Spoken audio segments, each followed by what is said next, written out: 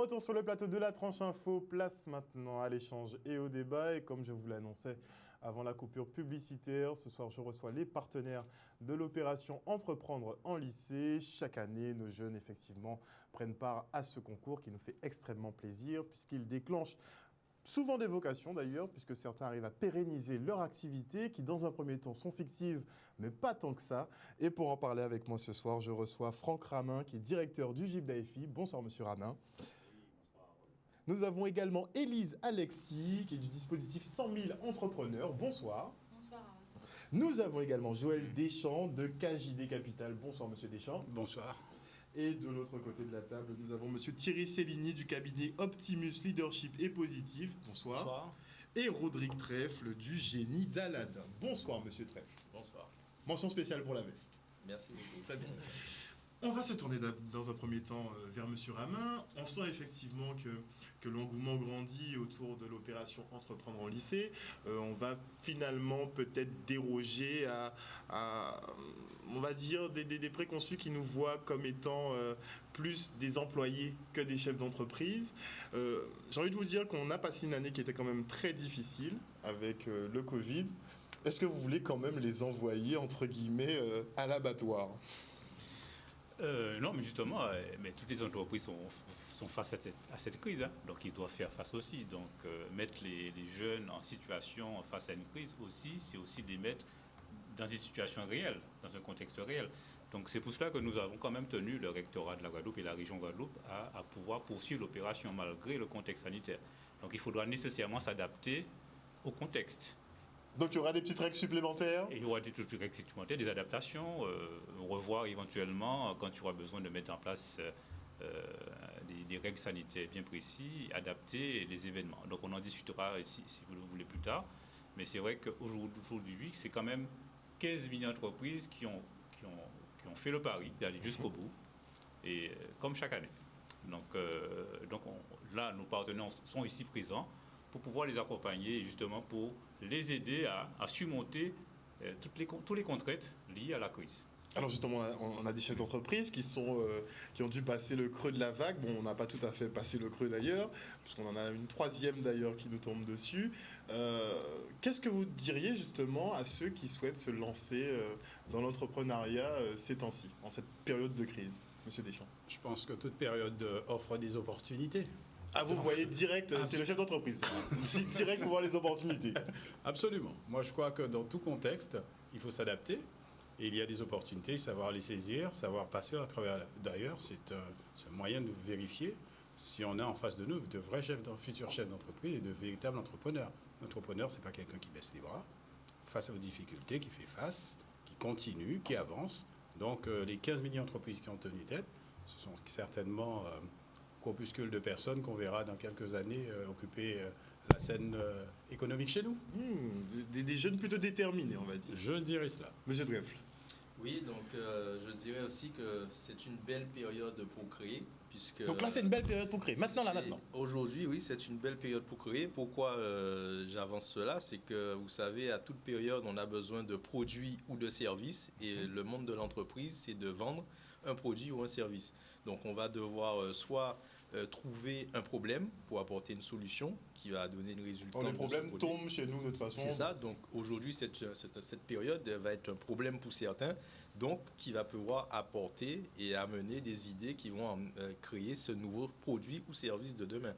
Donc nous sommes dans un bel exemple concret et de pouvoir avoir de belles opportunités à créer son entreprise aujourd'hui. Donc quand on est en phase de création, ça peut plutôt être sympa, mais quand on est déjà chef d'entreprise depuis plusieurs années, alors ça s'est passé comment? Alors quand on est chef d'entreprise, c'est là où on va faire parler sa capacité de s'adapter et pouvoir innover. Donc un entrepreneur a besoin de cela, de pouvoir se dire que nous vendions aujourd'hui des produits qui étaient utilisés, qui étaient consommés d'une certaine manière, et grâce à cette problématique qui va entourer le monde d'aujourd'hui et de demain, on va devoir faire évoluer nos produits pour être sûr d'être toujours numéro 1 et ne jamais avoir un peu peur de la concurrence, puisque c'est ce qu'elle va faire, pouvoir mettre en avant des produits demandés par la clientèle d'aujourd'hui. Monsieur Cellini. Je partirais dans la même direction que Monsieur Deschamps. Pour preuve, dans certaines cultures, le mot crise a deux significations. Effectivement, crise, mais aussi opportunité. Et déjà, quand on est chef d'entreprise, l'ADN, c'est aussi rebondir, savoir rebondir. Un chef d'entreprise a cette capacité de rebond et une énergie qui est l'optimisme et aussi l'agilité.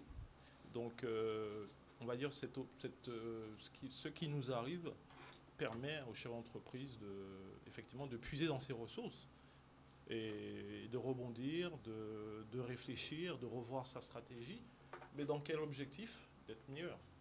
Donc c'est une opportunité, ce sont des opportunités. On dit que les jeunes ont une résilience, une adaptabilité qui est plus poussée que la nôtre. Vous êtes d'accord avec ça? Alors, je dirais oui, puisque quand on regarde actuellement les mini-entreprises qui sont proposées, ils sont inventifs. Ils s'adaptent avec... donc on voit actuellement sur les mini-entreprises qui sont proposées, beaucoup proposent des services et des produits qui touchent au numérique. Oui, je vois qu'il y a de la domotique. Il y a de la domotique, il y a de la protection de la surveillance, il y a de la vente à distance aussi. Et donc, ils sont aussi plus aguerris à utiliser les réseaux sociaux pour pouvoir justement faire du marketing. Voilà. Donc, il y aura un attrait tout particulier pour un volet particulier sur les réseaux sociaux ou pas? Sur cette édition. Certaines mini-entreprises ont déjà créé sur les réseaux leur page de mini-entreprise. On peut citer Instagram, Facebook. Donc, toujours en conditions réelles, ils vont pouvoir commercialiser justement leurs produits? Oui. Ça va se jouer à ça. Oui. Parce que vous ne voulez pas le reconnaître chaque année que la mini-entreprise qui techniquement fait le plus gros chiffre d'affaires, techniquement devrait être la mini-entreprise gagnante. A priori.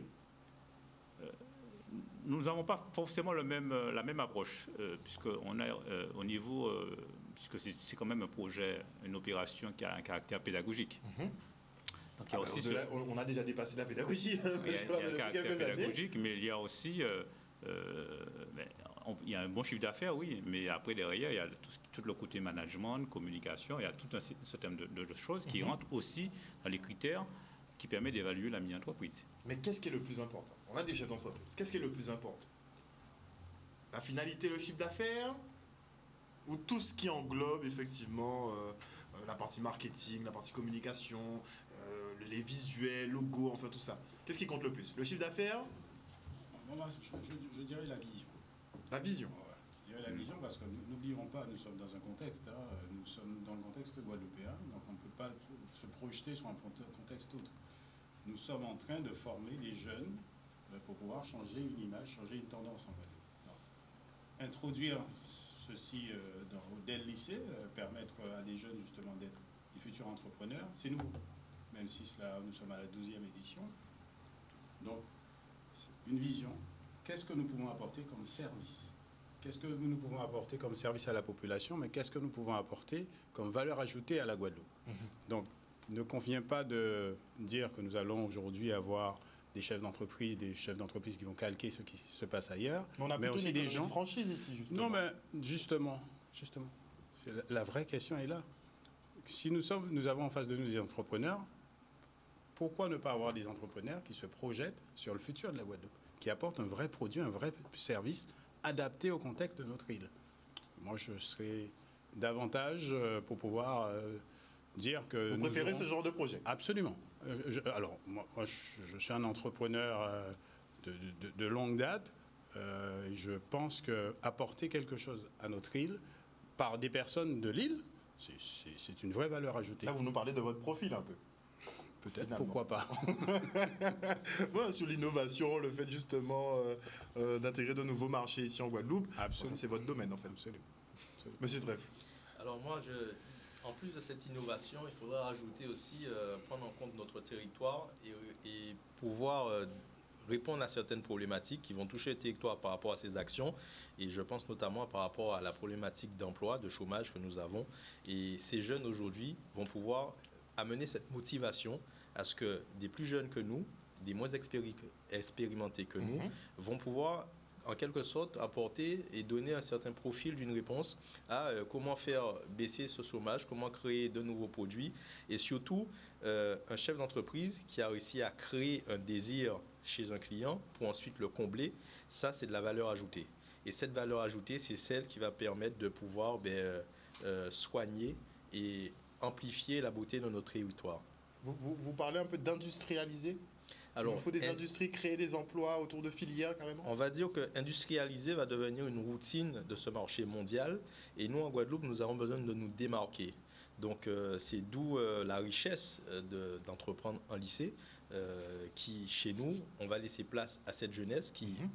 Ils n'ont pas forcément de diplôme, ils n'ont pas d'expérience dans le monde de l'entrepreneuriat. Mais pourtant, chaque année, vous allez remarquer qu'on va être surpris.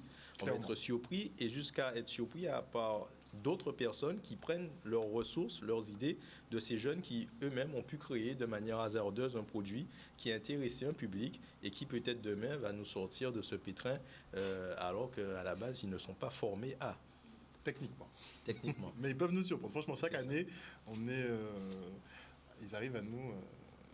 franchement, moi, je suis dépassé. Monsieur Céligny. J'ajouterais la culture d'entreprise.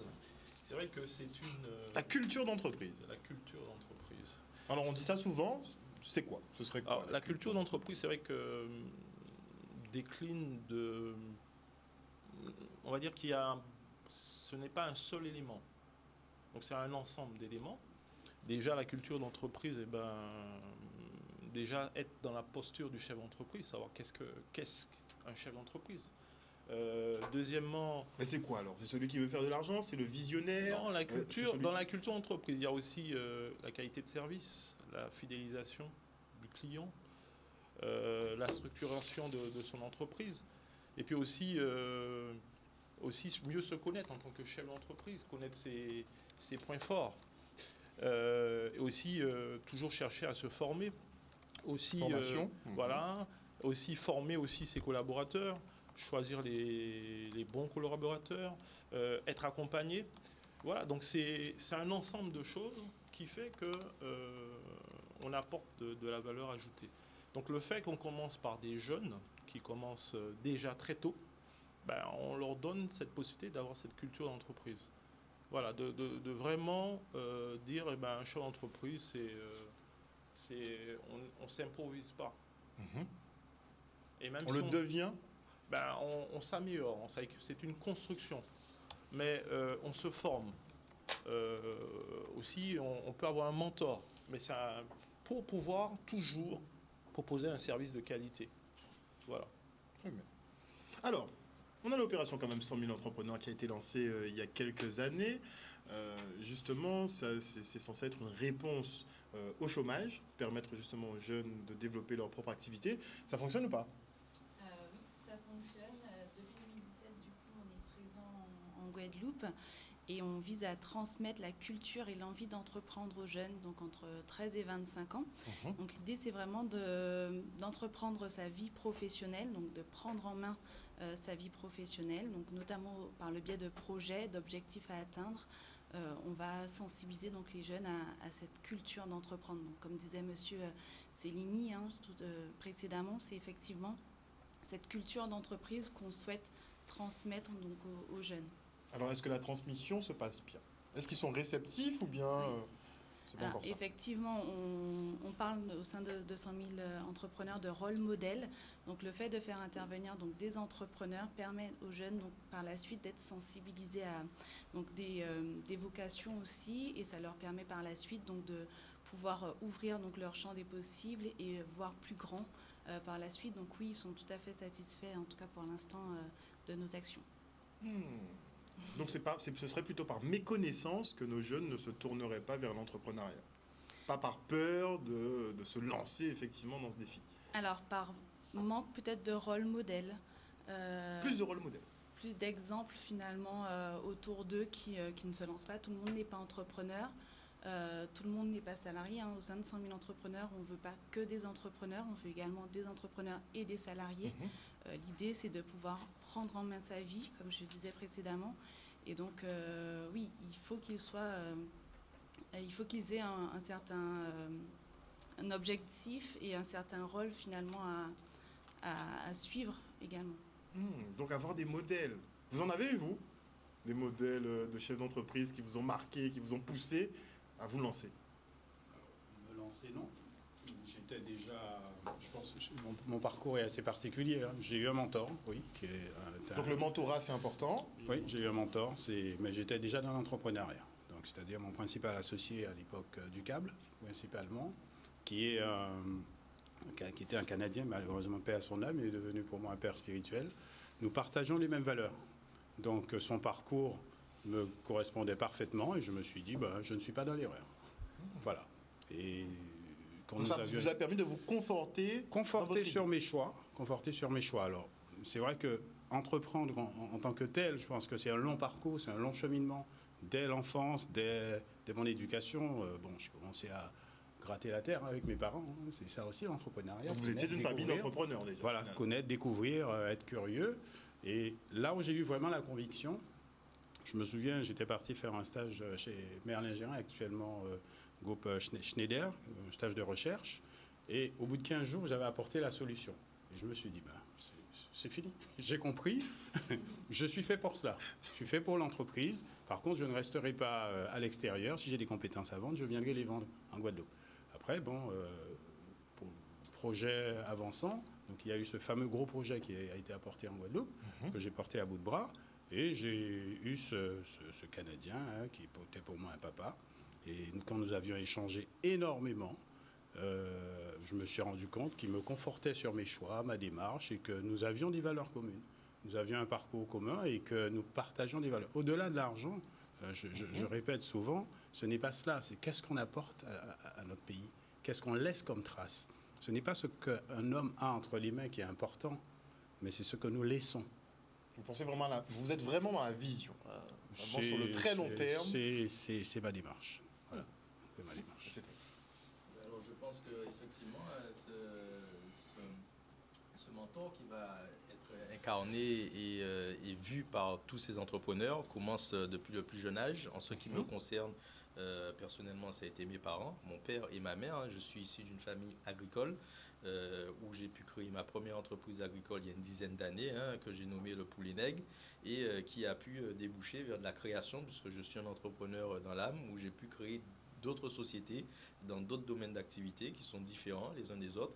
Justement, donc vous êtes dans le poulet, il y a quoi d'autre? Alors je suis dans le monde agricole, donc société avec le Poulet Nègre, un poulet label. Né et élevé en Guadeloupe. Né et élevé en Guadeloupe. J'ai aussi créé une société de transport dans le luxe pour pouvoir pallier au manque de services haut de gamme dans le transport de personnes avec une société que j'ai appelée My Private Driver. C'est bon, d'accord. Oui, oui, c'est moi. Okay. Et aussi, ma dernière création, donc je suis coach thérapeute pour accompagner toutes les personnes dans l'entrepreneuriat et surtout résoudre les problèmes relationnels qu'on peut y avoir, que ce soit au niveau professionnel, familial ou même personnel.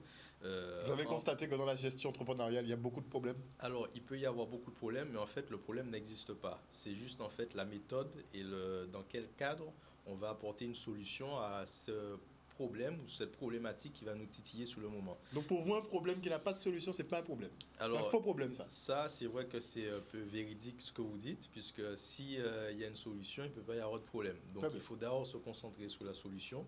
Et souvent, c'est juste en fait comment communiquer. On a souvent des problèmes de communiquer. Et grâce à tout ce que j'ai pu apprendre et mes formations certifiantes en tant que thérapeute et coach à l'international, j'ai pu pouvoir découvrir un monde pour pouvoir mieux apprendre et conseiller aussi aux autres et surtout mieux pouvoir fournir un service qui va pouvoir être à l'entrepreneur de base, encore aller plus loin, plus haut et beaucoup plus vite, tout en s'écoutant lui-même et en communiquant mieux autour de lui. Donc, c'est des entreprises que j'ai développées et j'en ai encore d'autres. C'est compliqué quand même. Là, vous nous dites, finalement, on doit s'écouter soi-même, donc être un peu têtu, être un peu rêveur, être un peu dans son monde, tout en écoutant les autres. Voilà, pourquoi s'écouter soi-même? Puisque chaque individu vit dans sa carte du monde. Et là où il y a premier conflit, c'est qu'on n'arrive pas à comprendre la carte du monde de notre voisin ou de celui à qui on communique. Donc, il faut être conscient de sa propre carte du monde et accepter de rentrer dans la carte du monde d'un autre quand on veut rentrer en interaction avec lui. Donc, ça va être souvent la base de tout type de problème. C'est un peu de la psychologie. mais que je vais allier au monde de l'entrepreneur. Et que je vais aujourd'hui proposer un service par rapport à ça, en proposant des séances pour cadrer et pouvoir accompagner les gens dans cet état de fait qui va être le plus souvent une meilleure communication avec soi-même pour être en harmonie avec les autres. Vous êtes très sur la communication. Très sous la communication, puisque il faut que vous le sachiez, 95% de notre communication se fait par le non-verbal et non par le verbal. Et ce que beaucoup de personnes oublient, donc il ne faut pas s'arrêter au mot, car le mot n'est pas le mot. Et il faut surtout apprendre à se comprendre et pouvoir, toujours en étant bénéfique à notre territoire et notre pays, toujours avoir cet objectif de voir le tout et pour tout le monde beaucoup mieux. De voir le tout, d'essayer de prendre du recul pour voir l'ensemble. Mais à l'heure, effectivement, M. Céligny, où on est en plein Covid, 95% de communication non verbale. Maintenant, on passe sur de la communication quasiment exclusivement verbale par téléphone ou bien par vidéo interposée. Est-ce que l'entrepreneuriat ne va pas évoluer vers moins de discussions peut-être, moins de problèmes aussi? Pas forcément. Je pense que... Moi, j'en doute aussi. Je pense plus que c'est plus, on va plus vers de la construction. Ça veut dire que tout ce qui nous arrive en tant que chef d'entreprise, c'est plus de l'apport ajouté, c'est de la construction. Et cette capacité de s'adapter à ce qui se passe, par exemple. Ça veut dire qu'un chef d'entreprise ne peut pas rester insensible à l'évolution des choses. Ça veut dire que maintenant, on communique beaucoup par le digital, donc il ne va pas rester insensible. Donc s'il veut aussi... on va dire évoluer vers le plus, il doit aussi interagir avec le monde qui l'entoure. Donc on est plus dans la construction, mais on ne reste pas figé. Donc c'est cette capacité d'être agile, toujours dans l'objectif d'évoluer, de répondre, répondre à des marchés. Donc il ne peut pas rester figé, rester cloîtré, non, au contraire, il doit évoluer avec le monde qui l'environne. Donc ça va être un facteur déterminant de toute façon oui, voilà, pour le concours, ça c'est sûr. On attendra de voir les projets qui seront présentés. On va se faire tourner vers vous, monsieur Rama. Comment ça va se passer cette année d'ailleurs? Parce que c'est pas comme les autres années, on a Covid. C'est pas comme les autres années. Donc comment ça va se passer? Donc on va retrouver les événements phares de l'opération, puisqu'il y a eu... Et la galerie, parce que normalement il y a présentation à la galerie. Moi je vais en venir là. Si la galerie fermée, on fait comment? Vous parlez de la foire exposition. Mais oui, donc la foire exposition. Donc Covid étant, nous ne pouvons pas faire la foire exposition comme d'habitude, puisque on peut pas réunir le public à un endroit donné. Donc nous sommes en train de réfléchir justement à de nouvelles formes, soit de faire une foire exposition à huis clos, soit aussi de passer à une virtualisation de la foire exposition. Donc tout dépendra, puisqu'on a là on ne peut pas encore dévoiler des choses, puisque le contexte évolue et nous devons nous adapter au contexte. Donc on a prévu... Mais ça fera double adaptation pour les participants là. Voilà. Donc là on est pour vous dire, on est sur plusieurs plans. Un plan avec éventuellement... Parce qu'il est quand même bon que les jeunes puissent présenter, puisque l'idée de la foire exposition, c'est vraiment d'exposer en situation réelle d'un exposant, de savoir présenter leur service. Avec le passage, avec le public qui vient. Malheureusement, là, actuellement, le contexte ne nous permet pas d'accueillir le public. Donc, on va travailler de telle manière à ce qu'au moins les élèves puissent aménager leur stand et présenter leurs produits et être évalués. Parce que derrière aussi, il y a une évaluation par un jury de professionnels. Ou si ce n'est pas possible, on passera avec des dispositifs virtuels. Mais vous êtes dans l'adaptation. Quoi qu'il arrive, vous allez trouver une solution. On s'adapte, oui. Ah, mais très bien. Au moins, on est bon là-dessus. Avant de se quitter, j'aimerais bien qu'on fasse un tour de table, que chacun porte ses conseils justement à ces jeunes. Je sais que normalement, vous avez vos petits protégés, mais bon, si ça peut bénéficier à tout le monde, les conseils, on est preneur. Monsieur Céligny. Je dirais, petit conseil, oser. Oser. Mais pas des idées trop farfelues quand même. Maintenant, ils sont accompagnés. Ils ne sont pas lâchés dans la nature, donc ils sont accompagnés. Ils sont accompagnés par des coachs, ils sont accompagnés par des mentors. Donc il faut être dans l'expérimentation.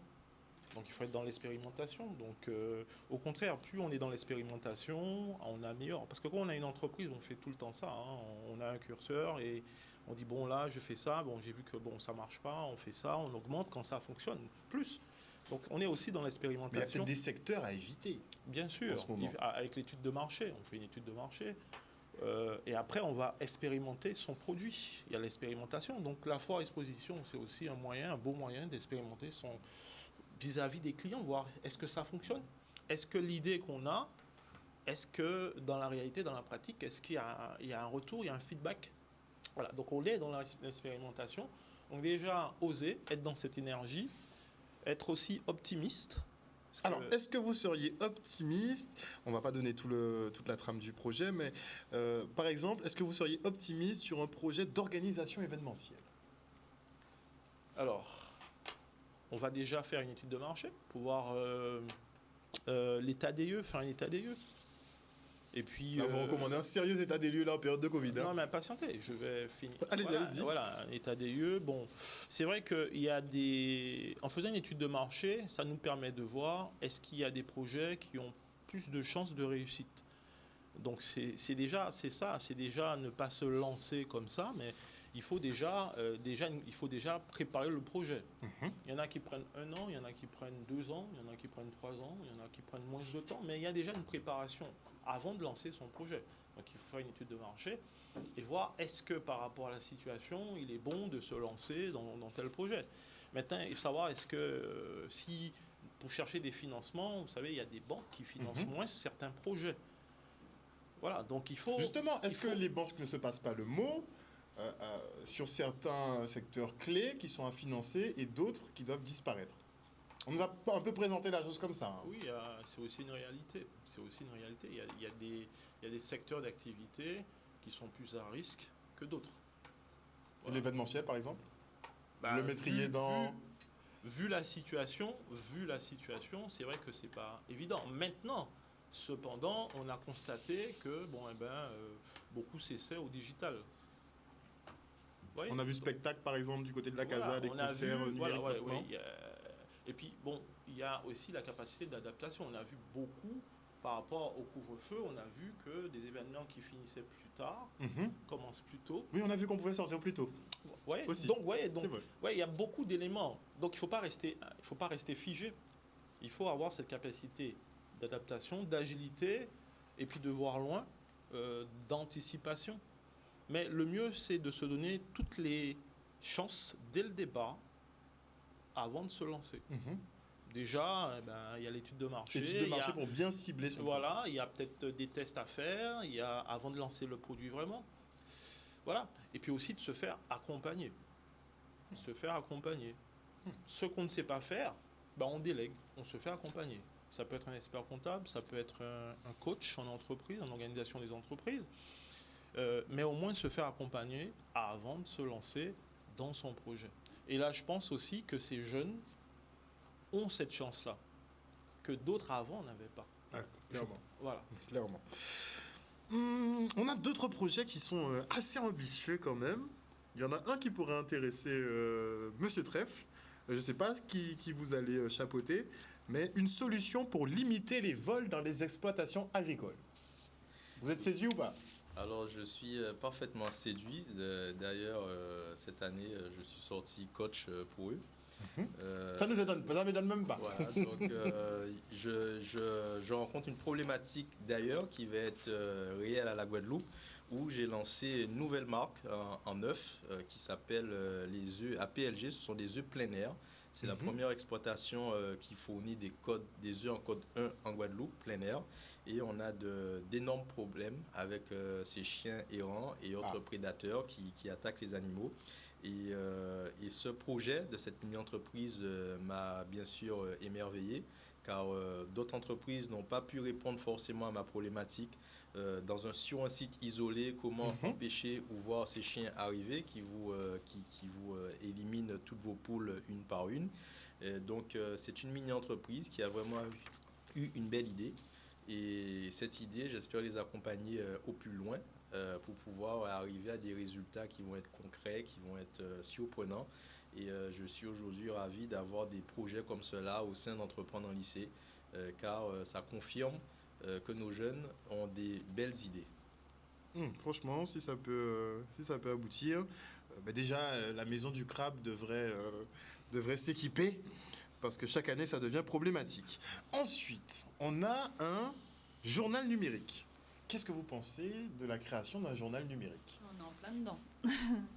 On est en plein dedans à l'ère de la digitalisation, donc je pense qu'ils sont bien dans leur thème et oui, ça va pouvoir donner des issues possibles par la suite, donc ça peut être intéressant. Moi, c'est un gros challenge quand même. Hein.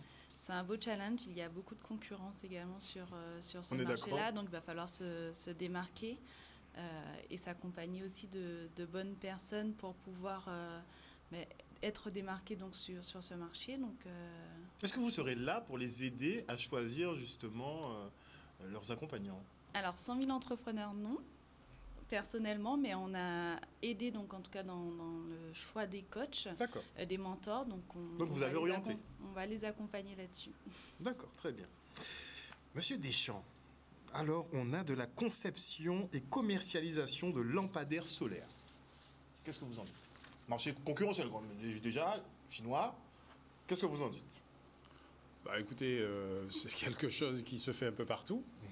Donc, dommage qu'on n'ait pas davantage de projets qui se démarquent un peu, comme d'autres qui correspondent. Je disais au début de l'intervention qu'il fallait d'abord regarder un peu les nécessités et les besoins de notre pays avant de se lancer. Parce que si on vient sur un marché qui est déjà connu, saturé, maîtrisé, où les surcoûts sont là, mais bon, ils sont là pour apprendre. Disons qu'ils sont là pour apprendre, donc ils apprendront comme cela. Ils auront au moins initié quelque chose. Et vous savez, la force de l'entrepreneur, c'est quoi? C'est quand ça n'a pas réussi, on recommence autre chose. Mais on n'abandonne jamais. Donc, c'est pas mal, effectivement. Voilà. Alors, une deuxième petite idée, peut-être, on a de la fabrication d'emballages alimentaires uniquement en bambou. Alors, je me souviens parfaitement de ce projet qui m'a beaucoup fasciné. Et là, parfaitement, ça correspond à notre particularité. On a du bambou, on a un certain nombre de choses, on a un marché qui a évolué, on a une loi qui a évolué. Les contenants en plastique doivent disparaître.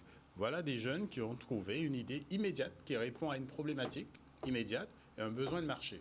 Donc, ils sont dans la vision. Donc, aujourd'hui, le produit n'est peut-être pas connu, mais le sera dans le futur. Et donc, va répondre avec des adaptations, très certainement. Mais voilà, certains. Ceux-là sont plus visionnaires et à l'écoute de l'évolution. Et on fait l'inventaire de nos ressources ici, puisque le bambou est disponible. Et se gaspille, principalement. Se gaspille et pourrait, pourquoi pas, être planté plus tard. Parce que si on se rend compte que ce produit se développe et pourrait être diffusé à l'extérieur, cela pourrait aussi apporter des idées à d'autres de pouvoir être juste producteur pour pouvoir fournir à l'industrie qui transforme et qui transmet le produit. Vous pensez qu'on peut se convertir en producteur? Bien sûr. Je pense que la Guadeloupe regorge de ressources. Par contre, on ne sait pas les exploiter. Puisque, regardez, vous faites venir des produits, vous avez des magasins qui font venir des produits venant de Bali. C'est le même climat. Ce sont les mêmes produits à base de bambou, à base de bois, etc. Vous importez du citron de Costa Rica et compagnie, alors que nous avons le même climat. On vous dira Citrus Greening est passé par là. Oui, mais ça, c'est le langage des faibles. On aurait pu trouver une solution entre temps déjà. Chaque problématique, il y a une solution. Citrus Greening, vous parlez du coronavirus, c'est pas éternel. C'est pour un moment. Donc, c'est le moment peut-être de trouver des opportunités, de créer un certain nombre de choses, et en disant qu'après, ça ira très bien. Voilà. Effectivement. Monsieur Ramin, pour conclure, inviter nos jeunes à bien se préparer parce que, bon, s'ils font partie du jury, ça risque d'être déjà compliqué pour eux. Parce qu'ils n'ont pas la langue de leur poche. Et visiblement, on ne va pas leur faire de facilité aux jeunes. Alors, pour conclure déjà, je voudrais déjà remercier nos partenaires qui, malgré les conditions, on connaît la réalité des entreprises actuellement, qui arrivent à quand même trouver du temps à consacrer à nos jeunes et aller sur le terrain. On parle de mentors, il y a aussi des entreprises, des parrains qui viennent parrainer aussi les mini-entreprises. Donc, je tiens à les remercier. Ils ne sont pas tous là, présents sur le plateau, mais il y en a un certain nombre qui nous accompagnent sur le mentorat. mais aussi à travers leur présence dans les jurys, mais aussi par des dons de cadeaux qui vont permettre de primer les mini-entreprises. Donc, je les remercie vraiment, puisqu'on connaît le contexte actuellement. Et bien entendu, c'est une opération qui est financée par la région Guadeloupe, par les fonds européens et aussi par le rectorat. Et une pensée aussi pour les enseignants. Les enseignants qui font, ils sont à fond derrière leurs élèves. qui font un travail formidable. D'ailleurs, ça nous arrive de dire aux enseignants, mais laissez-les faire eux-mêmes. On les voit vraiment qui prennent à corps le dossier et vraiment les remercier de telle manière, puisqu'on connaît le contexte aussi, puisqu'ils ont leur travail à côté en tant qu'enseignants, mais ils poussent les jeunes, ils les accompagnent. Et c'est vrai que la rencontre de ces deux mondes, le monde de l'éducation, le monde de l'entreprise, permettra justement à faire ressortir, pourquoi pas, nos futurs entrepreneurs pour la Guadeloupe. Monsieur Deschamps parlait de vision et nous sommes dans cette même dynamique. Permettre à nos jeunes de trouver des produits, des services qui vont servir pour nos citoyens guadeloupéens. Il ne s'agit pas non plus de refaire ce qui existe déjà, mais c'est vrai qu'on les accompagne à innover aussi, à proposer des services et à utiliser les produits, les ressources de notre pays. Merci beaucoup en tout cas à vous tous et toutes d'être venus sur ce plateau ce soir. Avant de se quitter, il y en a quand même une qui s'appelle FAP, donc Fruits à pain au pouvoir. Oui. Pour créer des supports ludiques et pédagogiques. J'attends de voir ce que ça donne. J'attends de voir ce que ça donne. On n'a pas vu beaucoup de choses. Ils ont bien avancé. Ils ont beaucoup avancé ? Oui. D'ailleurs, les projets sont bien avancés parce que c'est bientôt fini là. Oui. Malgré, il y en a pas mal qui sont bien avancés. Okay. Je peux citer aussi une entreprise qui fabrique un parfum. Oui, on a un parfumeur, effectivement. Il y en a qui font aussi un service pour les petits déjeuners diététiques, parce que... Vente de box de petits déjeuners diététiques. Diététique, oui. Parce ils pensent déjà à la ligne. Tout à fait, puisqu'ils constatent que leurs camarades mangent des chips, mangent des choses sucrées très tôt le matin, alors que ce n'est pas forcément ce qu'il y a de mieux le matin. On pourrait peut-être faire évoluer les mentalités chez les petits, ce serait pas mal. En tout cas, merci encore une fois d'être venu. On a hâte de commencer à recevoir les mini-entreprises. Ça va se passer à partir de lundi prochain. On va bien s'amuser. Merci encore. On vous suivra pour vos activités. Surtout Monsieur Trèfle, Monsieur Deschamps aussi, beaucoup. Ça se passe bien, Caru-Kiralon ? Tout va bien. Tout va bien ? Bien sûr. Super. Il y a d'autres projets dans les tuyaux ? Bien sûr. Ouais, il y a des projets en construction qui évoluent, qui avancent. On a très récemment baptisé nos lodges, Lodge. On en a d'autres en développement sur le territoire, pas forcément sur le site. Et puis, il y a d'autres projets de développement. Je ne peux pas les dévoiler tout de suite, mais bon, les collaborateurs travaillent dessus. Donc, vous saurez progressivement, vous découvrirez les choses. Non, ça fait plaisir de voir des entrepreneurs qui n'arrêtent pas justement d'innover et de lancer des activités. Ça fait toujours plaisir. Et vous, Monsieur Trèfle ? Oui, d'accord dans les tuyaux. Il y a un très gros projet qui est en train de se faire sur la zone Baïf-Bastère, donc dans l'agritourisme, qui va être... Vers Bastère ou à Bastère ? Alors, j'ai déjà un peu donné la réponse. On va dire que c'est entre Baïf et Bastère. On va avoir une localisation précise quand même, monsieur Trèfle. Voilà, non, mais vous le saurez bientôt. C'est le projet en agroforesterie ? Alors, c'est sur de l'agritourisme, non, c'est pas de l'agroforesterie. Donc, c'est un agritourisme. Agritourisme, c'est que vous allez avoir de l'accueil en même temps qu'une exploitation agricole qui va être 100% bio. Donc, je vais payer un droit d'entrée, je pourrais cueillir ce que je veux. Oui, alors non, vous n'allez pas accueillir ce que vous voulez, vous allez peut-être payer le droit d'entrée, oui, mais en fait c'est une exploitation agricole qui va être certifiée bio, qui a déjà démarré, donc sous une exploitation de mangue bio. Et ce côté touristique où nous allons faire en interne un joli parc pour accueillir les enfants, les moins jeunes et aussi les plus vieux. Et tout ça basé sur un rêve que j'ai eu depuis que je suis tout petit, où quand je pars à la métropole où j'aimais aller à Walt Disney, je me suis toujours dit qu'il fallait faire un Walt Disney mode Guadeloupe. Et c'est un projet que je travaille déjà depuis plusieurs années et qui sortira dans les, on va dire, dans les quelques mois à venir. et que je serai ravi de vous présenter aussi. Donc il y aura un parc d'attractions du côté de Basse-Terre? Il y aura un parc d'attractions agritouristique qui va être toujours dans l'innovation guadeloupéenne et fait par des jeunes où je suis en train de mettre en place avec mon frère qui s'installe dans l'agriculture, tout comme moi, comme j'ai pu le faire il y a une dizaine d'années. Donc ça va se passer en famille, ça c'est très bien. Pas problème, ça m'a suscité quelques questions. Je rends l'antenne sur les mangues. C'est ça. Donc, Mais sur les mangues, c'est la naissance de la filière, la fameuse filière mangue ou pas? Non, cette filière, elle existait déjà. Il faut savoir que la Guadeloupe était une grosse productrice de mangue qui exportait même en métropole. Nos mangues se retrouvaient sur les marchés métropolitains. On en apprend tous les jours. Et aujourd'hui, à cause de la concurrence, surtout espagnole, tout ce qui est République dominicaine et autres, on va dire que le marché n'était plus concurrentiel et les exploitants qui se faisaient un peu vieux et qui n'ont pas su innover aussi dans le bon sens ont préféré donc laisser cette exploitation à des plus jeunes pour apporter de nouvelles idées où on a fait naître la mangue bio. Et bien sûr, tout ce qui va être autour de cela et accompagné de cela, puisque c'est une belle exploitation, on a beaucoup d'espace, on pourra ajouter et agrémenter d'activités qui sont notamment pour l'accueil et la diversification de nos attractions guadeloupéennes pour animer tout ce qui est pour nos enfants, nos moins jeunes et même les plus vieux.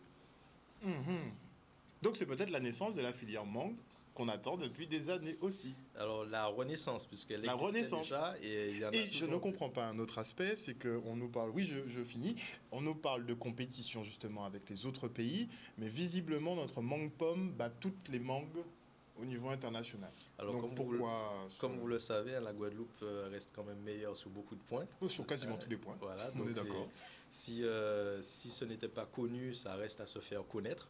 Et oui, nous avons de belles variétés de mangue ici chez nous. Et surtout, nous avons aussi une industrie agro-transformation qui se développe et qui, je pense, qui sera bientôt très reconnue au sein du territoire européen.